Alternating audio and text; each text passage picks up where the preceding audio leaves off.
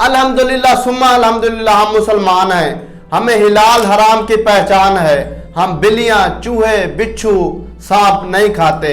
अल्लाह का बहुत बहुत करम है। एक माँ जो कि प्रेगनेंसी की हालत में थी, उसने जंगली बिल्ली खा ली और उसका जो बच्चा पैदा हुआ उसके जिस्म के ऊपर, उसके फेस के ऊपर बाल ही बाल थे। माँ देख के परेशान हो गई कि ये मेरा बच्चा कैसा पैदा हुआ है। जब एक औरत को हमल होता है, प्रेगनेंसी की हालत में होती है, उसका दिल करता है ऐसी उल्टी सीधी चीजें खाऊं। फिलिपाइन में ये औरत प्रेगनेंसी की हालत में थी, इसको क्रेविंग हुई, इसका दिल चाहा कि मैं जंगली बिल्ली खाऊं।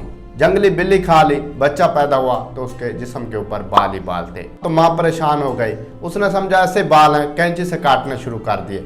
जब बाल काटे दोबारा फिर ज्यादा हो गए, फिर काटे फिर ज्यादा हो गए। डॉक्टर के पास लेकर चली गई।